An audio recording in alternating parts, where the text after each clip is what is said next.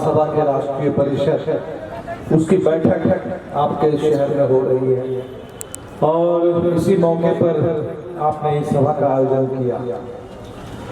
हमें ये भी मालूम है कि हम लोग यहाँ जमा हैं और दिल्ली में संसद का एक विशेष सत्र बुलाया कल से शुरू हुआ। कल अभी दिल्ली में 2 संसद भवन हैं। एक तो जो पुराने संसद के भवन थी, मोदी जी ने उसके बगल में एक दूसरे भवन का निर्माण कर दिया। तो कल पुराने भवन में संसद बैठी थी और आज नए भवन में संसद बैठी थी। तो 5 दिन में क्या होना है उस पर तो पूरे देश की नजर है। लेकिन कल शुरू में ही मोदी जी ने जो कह दिया उससे बात समझ में आई। संसद के बाहर वो कह रहे थे कि हमें 2047 तक, यानी अभी 2023 में हम लोग हैं, 2047 तक हमें विकसित देश बनना है। उसी पर हम लोग बात करेंगे और बाकी रोने धोने के लिए तो बहुत समय पड़ा। मतलब अगर आप किसानों की बात करेंगे, मजदूरों की बात करेंगे, देश के गरीबों की बात करेंगे, बेरोजगारों की बात करेंगे, तो मोदी जी के लिए हो गया कि रोना धोना। ये रोना धोना उसको बंद करिए, अभी 2047 की बात है। तो 2047, लेकिन कल तक अब क्या कह रहे हैं? हमें तो याद है कोविड से पहले मोदी जी भाषण करते थे तब 2022 की बात करते थे।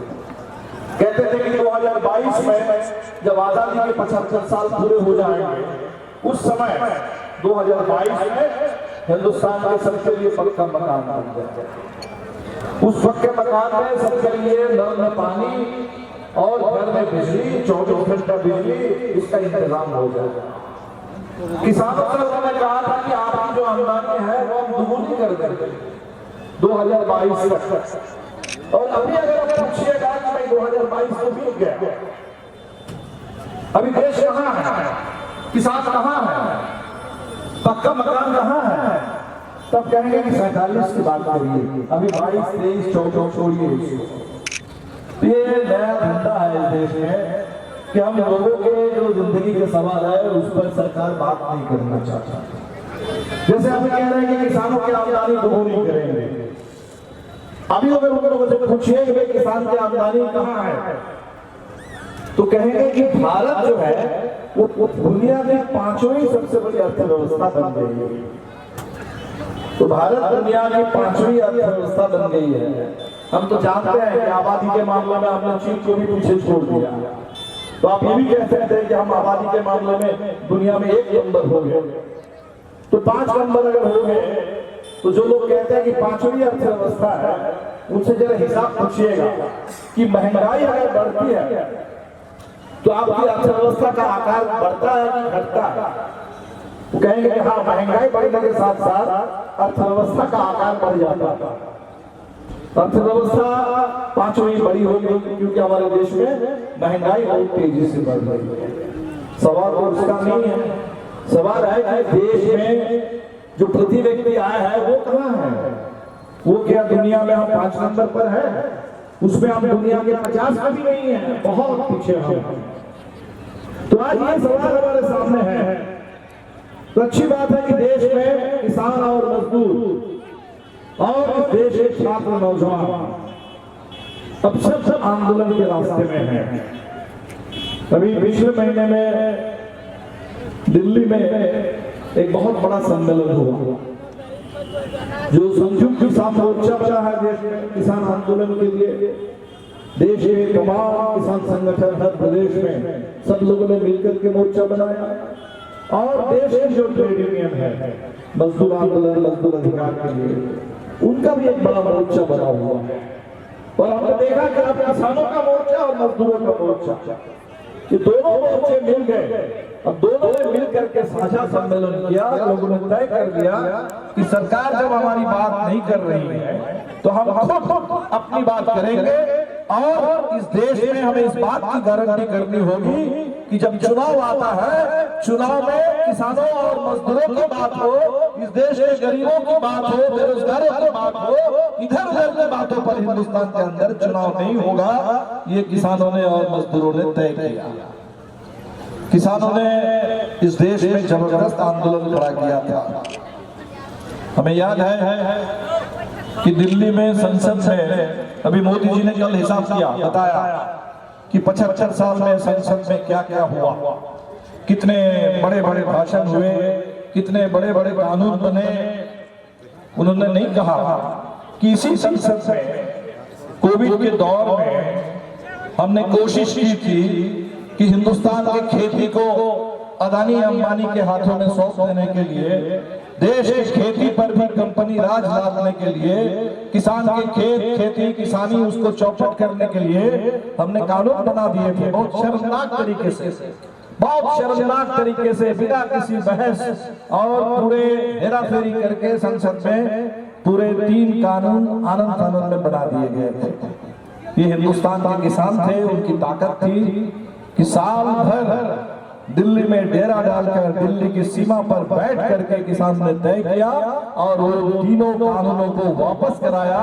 हिंदुस्तान के 75 साल के संसद के इतिहास में मैं समझता हूँ कि लोकतंत्र का एक बहुत बड़ा उदाहरण है कि संसद से अगर गलत कानून बन जाते हैं तो देश की जनता के पास ये ताकत है, किसानों मजदूरों के पास, हम उन कानूनों को वापस करा सकते हैं। तो किसानों की मांग पूरे देश भर में बहुत सीधी मांग है। 2 मांग, एक तो किसानों के ऊपर कर्ज का बोझ, पूरा देश डूबा हुआ है, पूरा देश कर्ज में डूबता जा रहा है और सबसे ज्यादा हमारे किसान जो कर्ज में डूबे हुए हैं, इस देश के किसान आत्महत्या कर रहे हैं, इस देश के मजदूर आत्महत्या कर रहे हैं, इस देश के छात्र आत्महत्या कर रहे हैं महंगाई के चलते। तो किसानों ने कहा था कि भाई हमें कर्ज माफ करो, जो हमारा कर्ज है इसको खत्म करो। आप कह रहे हैं कि अमृत काल आया है, पुरानी बातों को छोड़ो, तो पुरानी बातों को छोड़ो तो किसानों के ऊपर ये पुराना कर्ज का बोझ उसको वो क्यों लेकर के किसान आगे बढ़ेंगे। तो अगर अब अमृत काल की बात कर रहे हैं, कहने का नए सिरे से कदम बढ़ाएंगे, तो बिल्कुल हम समझते हैं कि हिंदुस्तान के किसानों की जो मांग है कि ये देश के पूंजीपति बैंक को लूट करके भाग के चले जा रहे हैं। अदानी अंबानी के लिए सारे बैंक अपने खोल दिए, लेकिन हिंदुस्तान के किसानों पर जो कर्ज का बोझ है, उस कर्ज का बोझ को आप खत्म करने के लिए तैयार नहीं है। तो किसानों ने कहा कि हम कर्ज से आजाद, इस देश में अगर हम आजादी है तो हम कर्ज से खुद को आजाद घोषित कर देंगे। ये कर्ज का बोझ लेकर हम नहीं रहेंगे, तो किसानों का कर्ज का बोझ खत्म करो। दूसरी मांग कि हमारे फसल के लिए जो न्यूनतम अपना कीमत तय की, न्यूनतम समर्थन मूल्य MSP, अब देख लीजिए इस देश में 2 तरह का हिसाब चलता है। अब पूंजीपतियों की बात करिए, आप किसी दुकान में जाइए दवाई खरीदने के लिए, तो दवाई पर लिखा रहता है MRP, मैक्सिमम रिटेल प्राइस, उनके लिए मैक्सिमम प्राइस है। और वो मैक्सिमम प्राइस भी आज आप दवाई खरीदेंगे तो जो MRP लिखा रहेगा, अगर 1 महीने बाद आप जाएंगे उस दवाई दुकान में, कहेंगे कि साहब दूसरा लॉट आ गया है, MRP बढ़ गया है। साबुन खरीदिए, टूथपेस्ट खरीदिए, कुछ भी खरीदने जाइए, आप देखिएगा कि उसका जो MRP लिखा हुआ है वो पूरा धर धर बढ़ता रहता है।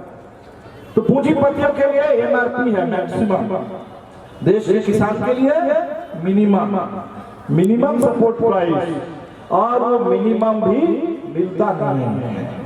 तो किसानों ने कहा कि भाई हमारे लिए जो मिनिमम तय कर रहे हो, किस आधार पर तय कर रहे हो? खेती का खर्च बढ़ गया है, खेती में लागत ज्यादा है, हर चीज महंगी है, तो खेती में जो हमारी लागत बढ़ी है उस हिसाब से तय करो। एक कमीशन बना था, उस कमीशन ने कहा था कि जितनी लागत है उससे 1.5 गुनी कीमत तय होनी चाहिए। बिल्कुल सही बात है, लेकिन कहीं इस देश में वो MSP तय नहीं हो रहा। और MSP अगर आपने तय कर दिया तो खरीदने की गारंटी भी तो करो। MSP आपने तय कर दिया कागज पर, लेकिन उस कागज वाले एमएसपी को लेकर के किसान क्या करेगा अगर उस एमएसपी पर खरीद की गारंटी नहीं होगी तो इससे किसान की जो मांग है कि हम जो उपजाते हैं देश में हर फसल के लिए हर मौसम में हर फसल के लिए एमएसपी तय करो और उस एमएसपी पर हर एक से खरीदने की गारंटी करो। ऐसा नहीं कि कुछ लोगों से आपने खरीद लिया, जो बड़े किसान है उनसे तो खरीद लिया, लेकिन इस देश में बहुत सारी जमीन पर देश के गरीब जमीन पट्टे पर लेकर के लीज पर लेकर के बटाई पर खेती करते हैं, वो बटाईदार को भी एमएसपी मिलनी चाहिए। अगर आप मुआवजा दे रहे हैं कहीं डीजल के लिए तो मुआवजा उनको भी मिलना चाहिए। अगर आप किसान के नाम पर कर्ज दे रहे हैं तो किसान के लिए कर्ज वो जमीन के मालिक को सिर्फ देने से नहीं चलने वाला है, वो खेती करने वाला जो किसान है बटाईदार है उनको कर्ज मिलना चाहिए। तो ये एमएसपी की मांग है कि एमएसपी पर खरीद की गारंटी करो, एमएसपी का अधिकार हिंदुस्तान के तमाम किसानों को मिले। दो बहुत सीधी मांग हिंदुस्तान के तमाम किसानों की। और भी मांगे हैं, कहीं पानी नहीं है, कहीं सूखा है, कहीं सिंचाई नहीं है, कहीं बिजली नहीं है, वो तो बात ऊपर से और है, लेकिन ये दो मांग जो पूरे देश के किसान, इस देश के मजदूरों की मांग। अभी आप एक बात बताएं, बड़ा हल्ला हुआ कि हम चांद में चले गए चंद्रयान, बहुत अच्छा, हिंदुस्तान के विज्ञानियों ने बड़ा अच्छा काम किया। एक इसरो पब्लिक सेक्टर इस देश में लोग कहते हैं कि सरकारी उसमें कोई काम नहीं होता, इसरो वो सरकारी है, किसी प्राइवेट का नहीं है, किसी अदानी का किसी अंबानी का नहीं है, भारत सरकार ने बनाया था, आज भी नहीं, आज से 60 साल पहले 1962 में। तो वो जो बना हुआ विज्ञान की संस्था है उसने शोध किया, काम किया, बहुत मेहनत की लोगों ने। एक बार हमारा मिशन फेल हो गया, लेकिन इस बार सफल हुआ और चांद में, चांद का जो दक्षिणी ध्रुव है वहां पहुंचने वाले हिंदुस्तान पहला दुनिया का देश हो गया। अच्छी बात, इसको लेकर के हमें गर्व है, खुशी है। लेकिन कहते हैं कि चिराग तले अंधेरा।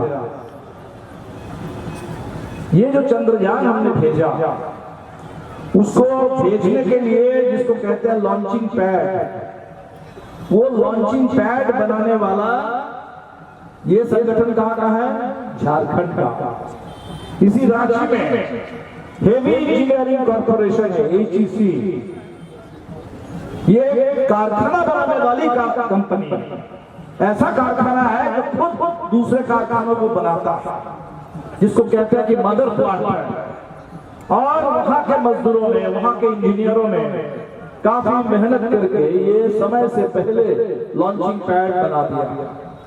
और कल हमने देखा रवीश कुमार का जो YouTube में आता है उसमें लंबा वीडियो था मजदूर नेताओं का, कह रहे हैं कि पिछले 18-20 महीने से रांची में हेवी इंजीनियरिंग कॉर्पोरेशन में काम करने वाले कर्मचारी, मजदूर, इंजीनियर, उनको तनख्वाह नहीं मिल रही है। कह रहे कि घर का सारा जो भी जेवर थे सब बिक गए, बच्चों का नाम स्कूल से काट लिया गया, पैसे नहीं है। अब ये कौन बोल रहे हैं? रांची में हेवी इंजीनियरिंग कॉर्पोरेशन। आज से 5 साल 10 साल पहले लोग कहते थे कि जिनके पास पक्की सरकारी नौकरी है, पक्का मकान है, HEC का पूरा टाउनशिप है, आज वो उसकी जमीन बेची जा रही है, वो सब वहां हड़प करके एक इस देश का इतना बड़ा कारखाना, उस कारखाने के मजदूर जो इतना बड़ा काम करते हैं वो 20 महीने से 18 महीने से उनको पैसा नहीं दे रहा। आप जरा सोच लीजिए। और हमें कहा जा रहा है कि आप चांद में हम पहुंच गए, आप इसको लेकर के खुश रहो, लेकिन हमारे मजदूर, हमारे इंजीनियर, हमारे कर्मचारी बनाने वाले, उनको पैसा नहीं मिल रहा है, उनको नहीं मिल रहा है। तो नए नए कल कारखाने वाले, इनको क्या मिलेगा?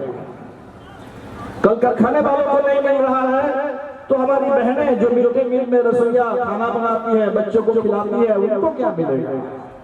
ये हमारे आशा, ममता, ये जो सहिया बहनें हैं, उनको क्या मिलेगा? जिनके बल पर पूरे हिंदुस्तान में चल रहा है स्वास्थ्य व्यवस्था।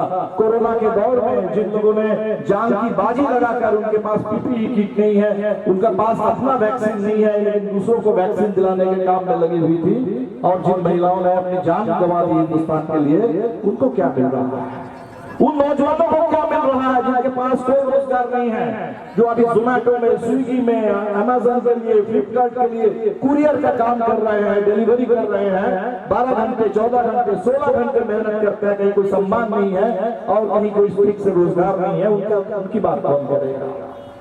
तो आज इस देश में मजदूर, हर तरह के मजदूर, हर तरह के, बैंक में काम करने वाले, रेल में काम करने वाले, जो कल तक समझते थे जो हम सुरक्षित है, अब उनका पेंशन खत्म कर दिया गया। पुरानी पेंशन स्कीम को हटा करके ऐसी नई पेंशन स्कीम उनके ऊपर लाद दी गई जो उनके सामाजिक सुरक्षा के नाम पर अब कुछ भी नहीं है, कोई असुरक्षित हो गए हैं।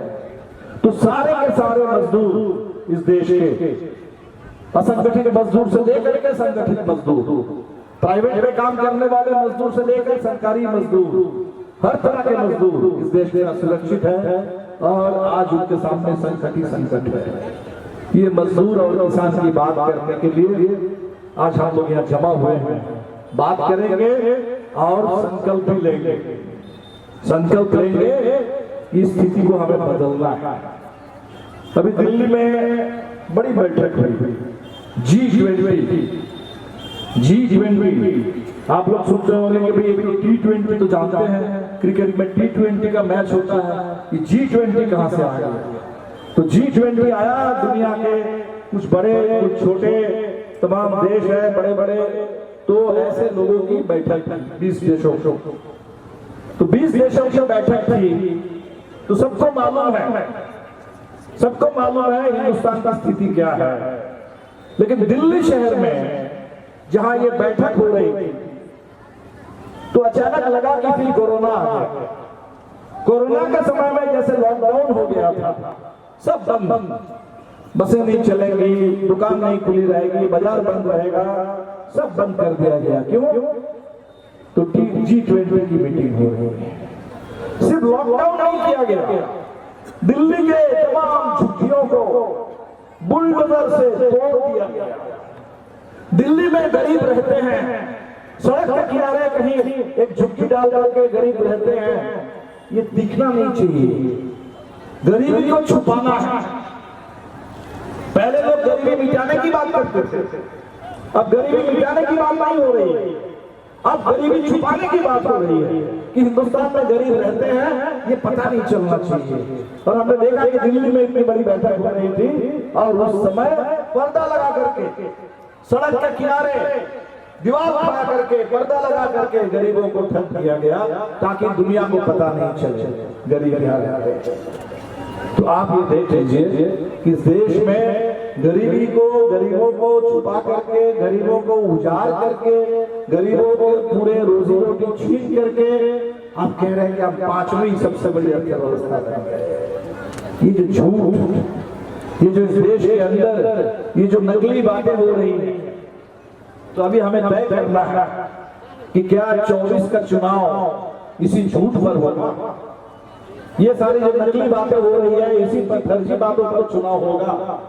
हम लोग ये कहने के लिए जमा हुए हैं कि नहीं, चुनाव झूठ पर नहीं होगा, चुनाव सच के आधार पर होगा।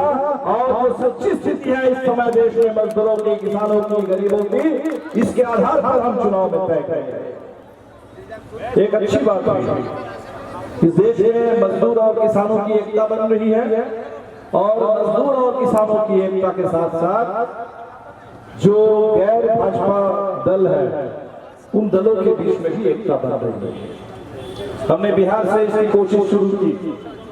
इस साल के शुरुआत में फरवरी महीने में पटना में हमारी पार्टी का महाधिवेशन था। उसी महाधिवेशन के मौके पर महाधिवेशन की शुरुआत, जैसे आज राष्ट्रीय परिषद की बैठक की शुरुआत इस रैली के साथ, सभा के साथ हो रही है, पटना में भी पार्टी के महाधिवेशन की शुरुआत गांधी मैदान में एक विशाल रैली से हमने की और उस रैली से हमने नारा दिया, लोकतंत्र बचाओ, भारत बचाओ। लोकतंत्र बचाओ और देश बचाओ, इस नारे के साथ, इस संकल्प के साथ हमने महाधिवेशन की शुरुआत की। और उसी महाधिवेशन में हमने एक विशेष सत्र बुलाया। जैसे संसद का विशेष सत्र चल रहा है, हमने भी अपने महाधिवेशन में एक विशेष सत्र बुलाया।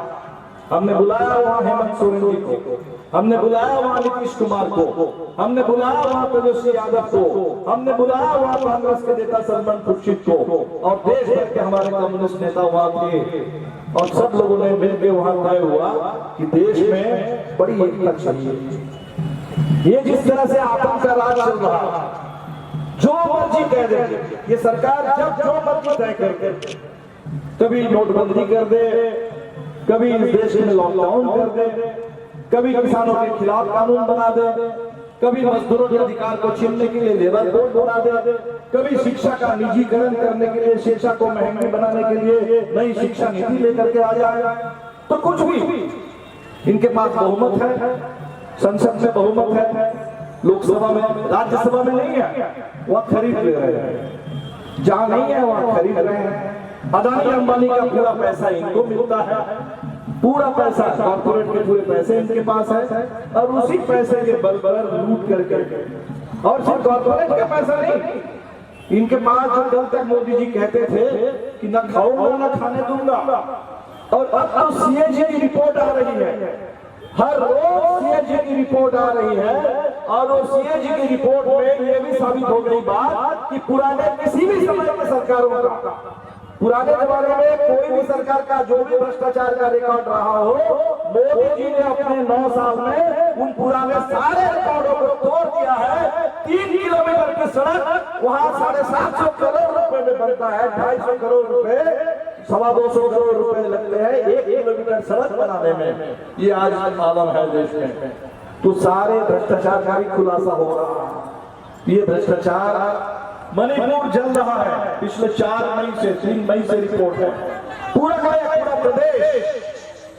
पूरा प्रदेश, वहां सेना एक तरफ है, पुलिस बल दूसरी तरफ है, वहां पूरे जो थाने में जितने हथियार थे सब लूट लिए गए, सरकार के पास कुछ नहीं है, संपूर्ण अराजकता है, हिंसा है, 200 से ज्यादा लोग मारे गए, करीब 70,000 लोग बेघर हो गए, राहत शिविर में है, और मोदी जी अभी दुनिया भर में हर जगह की बात करेंगे, मणिपुर आज तक गए नहीं, मणिपुर की बात भी नहीं करेंगे। ये कहते थे मनमोहन सिंह को कि मनमोहन सिंह, और इनके लिए मणिपुर भी मौनपुर बना हुआ है, मणिपुर के बारे में बात नहीं करेंगे, मौन रहेंगे मणिपुर के बारे में। तो आज ये जो स्थिति बनी हुई है देश में, इसको बदलना, और इसको बदलने के लिए हम लोगों ने तय किया कि देश में जितने गैर भाजपा दल है, अभी भी कुछ दल है जो ना इधर है ना उधर है, लेकिन ज्यादातर दलों ने तय किया कि हम लोग मिल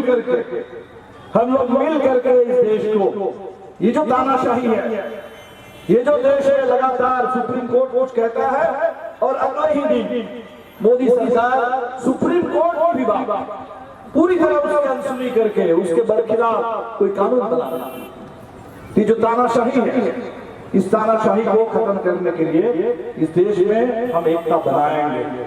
हमें इस बात की खुशी है, एकता बनी, और उसका हम लोगों ने नाम तय किया कि इंडिया।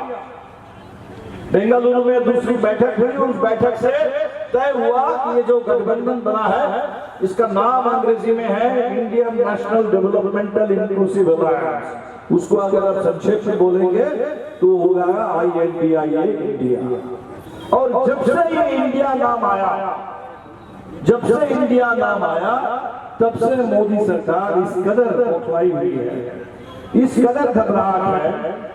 कभी इंडिया सोच करके कहते हैं कि ईस्ट इंडिया कंपनी वाले हैं, कभी कहते हैं कि इंडियन मुजाहिदीन वाले हैं, कभी कहता है कि इंडिया तो गाली है, अंग्रेजों ने दिया था, गाली दिया था इस देश को। बताइए, जिस नाम से पूरी दुनिया में हमारे देश की पहचान है, जिस नाम से हिंदुस्तान के लोग बाहर जाकर के भी देश का नाम रोशन करते हैं, ओलंपिक में मेडल जीत करके ले आते हैं, वो कहते हैं कि ये गाली है, और कुछ भी बोले जा रहे हैं इसके खिलाफ। तो इसीलिए बिल्कुल ये साफ है कि जो एकता हमारी बनी है, उस एकता में ताकत है, उस एकता में दम है। अभी कुछ दिन पहले कर्नाटक का चुनाव हुआ, मोदी जी बहुत परेशान थे, और उन्होंने वो काम किया, अगर इस देश में वाकई कोई चुनाव आयोग ठीक से काम करता तो मोदी जी का मैं तो कहता हूं कि जैसे बाल ठाकरे का एक बार 6 साल के लिए उनको वोट डालने का उनका अधिकार छीन लिया गया था, मोदी जी का भी छीन लेना चाहिए था चुनाव आयोग को। क्यों? आचार संहिता कहता है कि आप धर्म के नाम पर वोट नहीं मांग सकते, धर्म के नाम पर वोट नहीं मांग सकते। धर्म अपनी जगह पर है, चुनाव अपनी जगह पर है, राजनीति अलग है। लेकिन हमारे देश के ऐसे प्रधानमंत्री है जय बजरंगबली कह करके बजरंगबली के नाम पर उन्होंने वोट मांगा। चुनाव आयोग ने तो कुछ नहीं किया, लेकिन इस देश की जनता जागरूक है, कर्नाटक की जनता जागरूक थी और जनता ने तय कर दिया कि आपका ये तमाशा, ये नौटंकी, ये बंद करिए, बहुत हो गया है और इसीलिए आप सरकार चलाने लायक नहीं है, आप वोट पाने के हकदार नहीं है। और कर्नाटक में भारतीय जनता पार्टी वाले जो पूरे कर्नाटक को उन्होंने परेशान कर रखा था, कभी हिजाब का मुद्दा बना करके, कभी कोई और मुद्दा बना करके, चारों तरफ पूरे कर्नाटक को जला करके, बर्बाद करके, तो लोगों ने उनको रास्ता दिखा दिया। अभी सामने कुछ राज्यों में चुनाव है, मध्य प्रदेश के चुनाव है, छत्तीसगढ़ का चुनाव है राजस्थान में, चुनाव है तेलंगाना में, चुनाव है मिजोरम में। और जो खबरें आ रही है कि चारों तरफ लोगों ने तय कर लिया कि बहुत हो गया। ये नौटंकीबाज लोग जो है, ड्रामेबाज लोग, जुमलेबाज, इन लोगों को अब छुट्टी दे दो, बहुत हो गया है, देश को बहुत बर्बाद कर दिया। तो आज हम लोग ये तय करने के लिए आए हैं कि किसान और मजदूर हमारी जो एकता बन रही है, और इसी के साथ साथ जो व्यापक इंडिया गठबंधन की एकता बन रही है, हम चाहते हैं कि आने वाले दिन में जो देश की राजनीति है वो हमारे मुद्दों पर चले। ये बातें हो, ये कह रहे हैं कि नहीं राम मंदिर का उद्घाटन होगा, और हमने देखा कि ये विश्व हिंदू परिषद वाले, ये बजरंग दल वाले, इन लोगों ने फिर ऐलान किया कि फिर हम यात्रा निकालेंगे, मस्जिद गिराने के लिए यात्रा, मंदिर बनाने के लिए यात्रा, मंदिर का उद्घाटन करने के लिए यात्रा। और यात्रा में क्या करेंगे?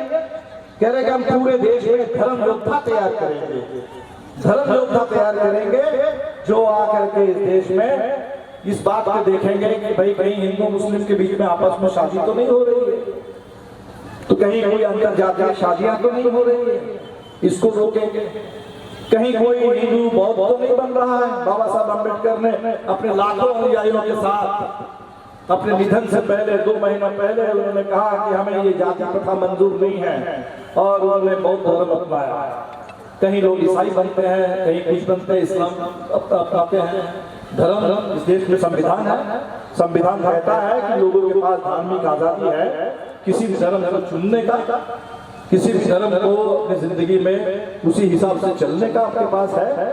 तो ये चाहता है कि नहीं, उस हिसाब संविधान के हिसाब से नहीं चलेगा तो बजरंग दल के हिसाब से देश चलेगा, विश्व हिंदू परिषद के हिसाब से देश चलेगा चाहते हैं। और कह रहे हैं कि आप फिर यात्रा निकालेंगे। तो हमें तो लगता है कि हम कहेंगे आप तमाम साथियों से और इस देश के जो हमारे किसान नेता आए हैं उनसे भी अपील करेंगे कि हमको तो तय कर लेना चाहिए कि अगर हम तो चाहते हैं कि भी किसानों की बात पर देश आगे बढ़े, मजदूरों की बात हो, लेकिन हम किसान और मजदूरों की बात करेंगे और कुछ लोग जो बीच में आ करके ये नफरत डाल करके इस देश में नफरत भड़का करके, हिंसा भड़का करके लोगों को बांट देना चाहते हैं मणिपुर की तरह। तो मणिपुर की तरह हिंदुस्तान के किसानों को बांट दोगे, मणिपुर की तरह हिंदुस्तान के मजदूरों को बांट दोगे, मणिपुर की तरह हिंदुस्तान के महिलाओं को बांट दोगे, तब तो देश चलेगा नहीं। और इसीलिए ये हम लोगों को तय करना है। ये फूट डालो और राज करो, ये अंग्रेजों का रास्ता था। इसी रास्ते पर अंग्रेजों ने हिंदुस्तान को लूटा था, इसी रास्ते पर अंग्रेजों ने हिंदुस्तान को बांटा था, इसी रास्ते पर अंग्रेजों ने पूरे हिंदुस्तान को गुलाम बना कर रखा था। और इसीलिए आज अगर कोई उसी नक्शे कदम पर हिंदुस्तान को बर्बाद करना चाहेगा, तो भगत सिंह ने हमसे कहा था कि गोरे अंग्रेज की जगह पर कोई भूरे अंग्रेज इस देश की गद्दी पर ना बैठ जाए।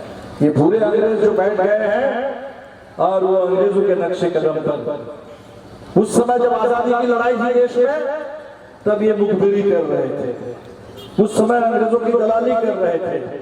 और आज कभी कहते हैं कि इंडिया नाम बदल देंगे, कभी कहते हैं कि हम नई संसद भवन बना देंगे। ये कुछ नया नाम ले आकर के अभी बड़ा बन रहा है कि हम इस देश की आजादी के पक्ष में हैं। बाबा साहब अम्बेडकर इस देश में दलितों के लिए, इस देश के वंचितों के लिए, बहुजनों के लिए संविधान में आरक्षण का उन्होंने अधिकार दिया। हम लोगों ने तय किया कि देश में जब आदमशुमारी है तो जाति के हिसाब से गिनती कराओ, जाति के हिसाब से गिनती हो, और इस देश में जाति की संख्या के हिसाब से ये किसने तय कर दिया कि 50% से ज्यादा आरक्षण नहीं होगा? किस आधार पर तय हुआ? इसकी सीमा को बढ़ाओ और जरूरत के हिसाब से लोगों को आरक्षण कोई भीख नहीं है, ये हमारा अधिकार है और ये अधिकार सबको मिलना चाहिए। कल हमने देखा मोदी जी ने बड़ा एक नई योजना का उद्घाटन किया, विश्वकर्मा योजना। तो क्या कह रहे हैं कि कुछ जाति के लोगों को जो उनका परंपरागत काम था, लोहार का, सोनार का, कारपेंटर का, वो तमाम काम, उसी काम को करने के लिए हम कुछ पैसा दे देंगे, हम कुछ लोन दे देंगे, हम कुछ उनके पास कुछ औजार दे देंगे और कुछ ट्रेनिंग दे देंगे ताकि वही काम वो बढ़िया से कर सके, पीढ़ी दर पीढ़ी वही काम कर सके। जो इस देश में सामाजिक गुलामी है, गैर बराबरी है, जाति प्रथा है, उसका सबसे खराब पहलू यही है। लोग अलग अलग काम कर सकते हैं, जिसको जो काम अच्छा लगेगा, जिसको जो काम करने में जिसको महाराज हासिल करे, आगे बढ़े। लेकिन किसी को जब किसी काम से आप बात बोलते, किसी को बात करते हो भाई ये बस आपको यही काम करना है, आप देख लीजिए कि जितने लोग बात करते हैं कि इस देश में आरक्षण के खिलाफ बात करने वाले, हम तो पूछते हैं उनसे कि ऐसा क्यों है कि देश में जब भी आप देखेंगे कि सफाई का काम हो रहा है कहीं भी, तो हिंदुस्तान के सफाई कर्मचारी उसमें 100% दलितों के लिए आपने आरक्षण कर रखा है, और कहीं भी आपको कोई ऊंची जाति के लोग नहीं दिखेंगे। ऐसा क्यों है?